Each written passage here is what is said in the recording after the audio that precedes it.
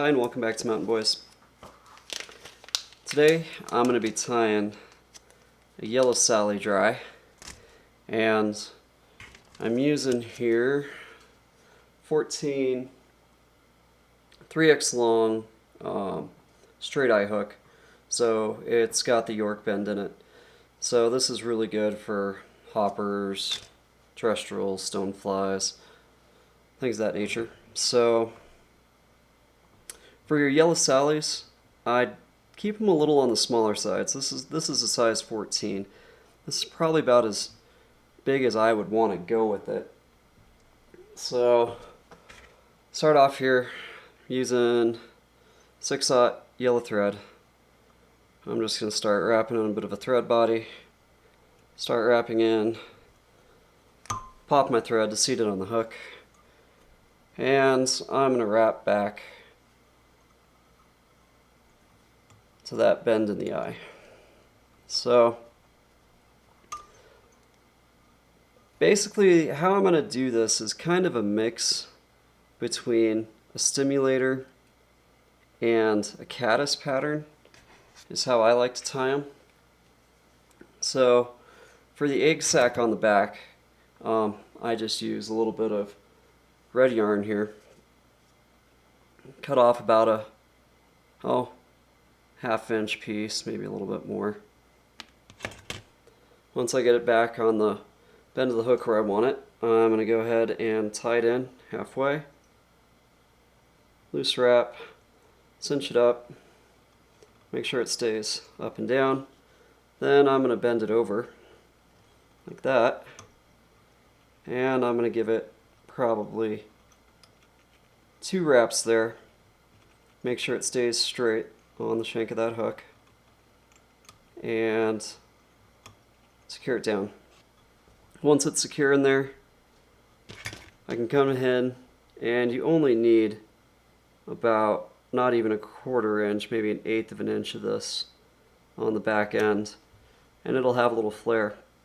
What that's going to do is simulate the egg sac on your female yellow Sally. So once I have that done, I'm going to wrap in some small brown dry hackle here, and I'll end up wrapping forward on this later on to give you kind of like body rib on this. So what I did there, I just stripped the fibers off that shaft of that feather, and that gives it a good place to tie in on, like that. So again, make your little loop, catch it, and bring it back down a little bit. I got a little far forward. Secure it in place. I'm going to run my thread forward now, and for the body of this, I'm going to use a strip of 2 mil yellow foam. So this will help give the body some flotation as well as some good definition. So what I did there, I just kind of picket fenced that foam to make it easier to tie in. And I'm going to go ahead and tie it in up front here. I'm going to catch it in a loop, cinch it up, and I'm going to put enough tension on this to keep it really taut and stretch it out, but not quite enough to break it as I wrap back. And I'm going to wrap back clear to where I tied in the brown hackle and tied in the red yarn for the egg case. And I'm going to wrap back to there. I'm going to run my thread forward again. Now it's just a matter of wrapping this foam forward to make our body here. And you don't need to go very tight with this. I mean, you can give your body some girth to it, maybe not a lot, and it's about right there. So give it a couple wraps, nice and secure. Carefully come in and trim off the end of that foam. Careful not to hit the thread wrap there. So now that that's secured in place, I'm going to go ahead and wrap my hackle forward. around here. Small brown dry hackle, just like you would do a caddisfly. Doesn't need to be super close wraps. You might end up going around, 4, maybe 5 times. I think I got about 4 good turns in that. And I'm going to tie it off. Now I kind of work the thread into those fibers a little bit so that I don't end up laying a bunch of them down whenever I come in to snip this off. And to snip it off again, I don't snip. I just make that little V point with the scissors there, come in over the top, and basically push the hackle back into it, and it just pops it off in place. And you don't have to worry about cutting anything else that way. So, for me, for the underwing, for basically anything that I'll tie with a deer hair wing, I tend to give it like a crystal flash or pearl flash underwing. I think it just looks kind of neat, and it might add a little bit of something else, a little bit of shimmer under that wing, maybe to simulate a natural wing a little bit. So I'll get a couple strands here,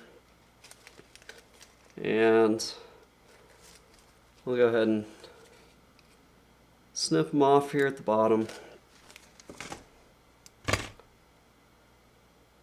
Fold them in half around themselves. And they're folded in half. Snip them again, and kind of gauge how much you want. So that's probably enough flash. You could maybe go one more time, but I think that'd be a little excessive. So what I'm going to end up doing here is tying them in at this point right here, making sure I give enough ends going that way, because I'm going to end up folding them back on themselves to secure them here. You'll see that in a second. So just need to catch it in a loop like so, cinch up, and now I'm literally going to fold these back over themselves in half right there, and give it like 2 wraps to secure it. So that's very, very secure right now in the underwing. And I'm going to kind of use the egg sac there, the red yarn on the back, as kind of my gauge for my underwing. I don't want it extending any further past that, so I'll just go ahead and trim it off right there. And you can see you're left with plenty of material there to work with on your next fly too, so just set that to the side. So now that I've got my underwing, it's time to do my deer hair wing here. And you want enough bundle to give it float, but you probably don't want so much in there that it's hard to deal with. In fact, I might just wrap one more wrap further back. So I'm about a little over halfway, maybe 2/3 of the way up the shank of that hook right now. And that's where I'm going to wrap in my wing case. So I'm not going to do a hackle head on this like you would do a simulator. I'm actually going to do a flared deer hair head on this like you would do a caddis. So that's why I said the way I tie this fly, it's a bit of a mix of the patterns there. I have seen rubber leg variations in the past.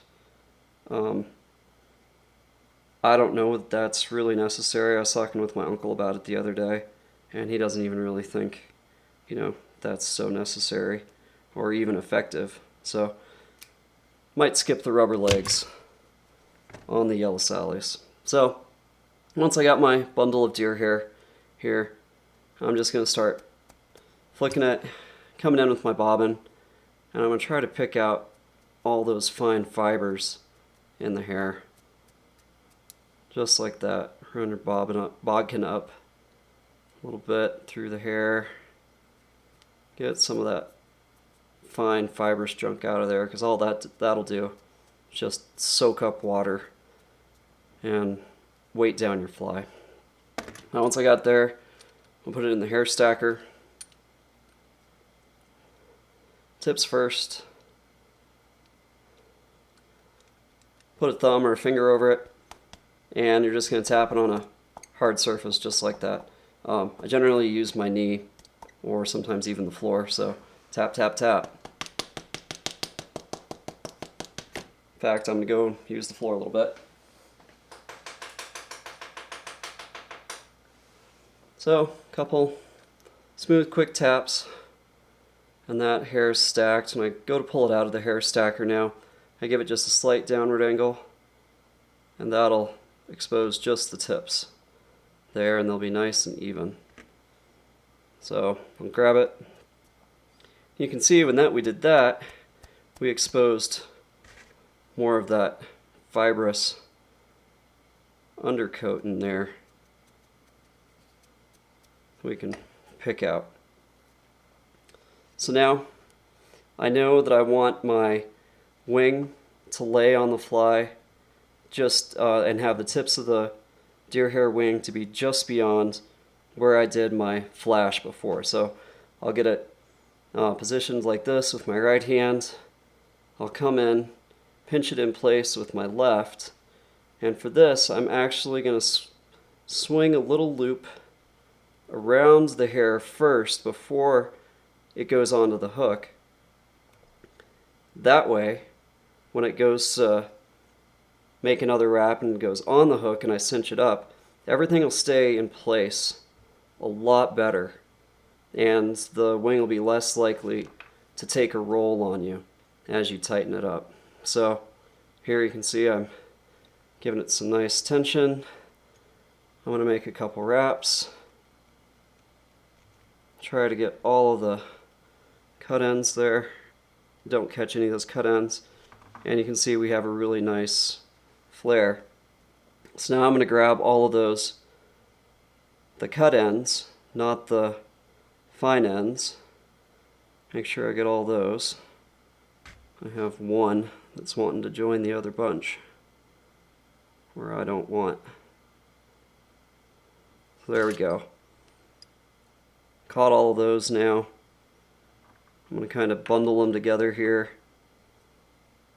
Grab them all. And I'm going to cut all of these at once at the same time with a finer pair of scissors, kind of in that caddis head fashion, just like that. And grabbing them all at once and cutting them as a bundle like that really helps keep the hair from going everywhere and making quite so much of a mess. And you can see that, you know, you didn't get them all exactly even and exactly where you wanted, so you have to kind of finagle them around a little bit and do some manicuring on this. Just part of the game. So really all I want to do is to have it be nice and even there and have just enough of that eye exposed so you can tie on your tippet. So just about like that. See what it looks like underneath. Maybe I'll trim one of those underneath a little shorter. Boom, there you go. So now that's done. I'm gonna not do extremely tight wraps on my way back right now. I really just kind of want to keep that wing down somewhat. So give it a few wraps as I work back before I go ahead and throw a whip finish on here. And you can see that some of the hairs in there don't really want to stay. So if you have one that's just causing you grief, like this one guy that's just jutting out to the side, well, you know what? I'm fine if I take one of them off just like that. So now I'm ready to whip finish right behind that caddis style head. And I'll give it 2 3, 4, 5, 6. 6 wraps there. Before I pull it really tight, I'm going to kind of pick out some of those hackle fibers that might have gotten caught up in that before.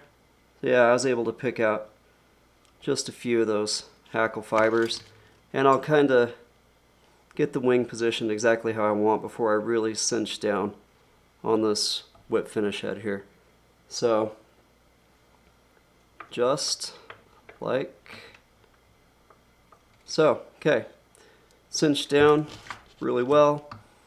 I'm going to come in again, that V-notch in my scissors, and I'm just going to pop the thread instead of cutting it. And to finish the fly, use some clear nail polish on that whip finish knot right back there.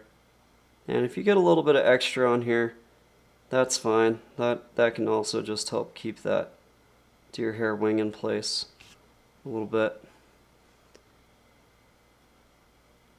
There you go. There is a size 14 Yellow Sally. And again, I would probably not go any bigger than a 14 on this. Those little yellow stoneflies, they tend to be on the smaller side. But probably size 14 to 18 will be the money makers there for you.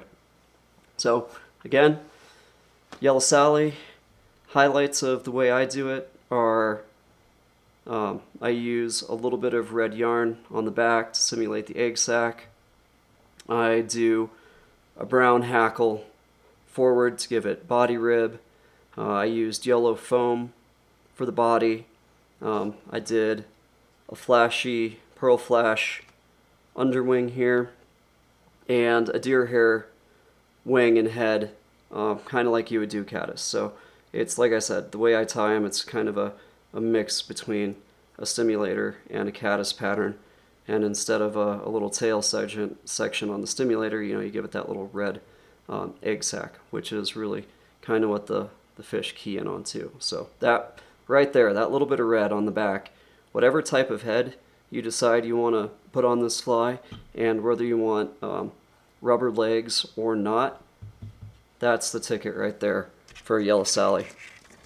If you are going to go for rubber legs, I would suggest these fun little gold rubber bands with the black on them. And I would only do one set of legs, and I would tie them in right after you tie in the wing, and right before you whip finish, tie them in right there, and just one on each side, flared out. So that would be sufficient. So anyway, this is Mountain Boys, and I'll see you next time on Fly of the Week.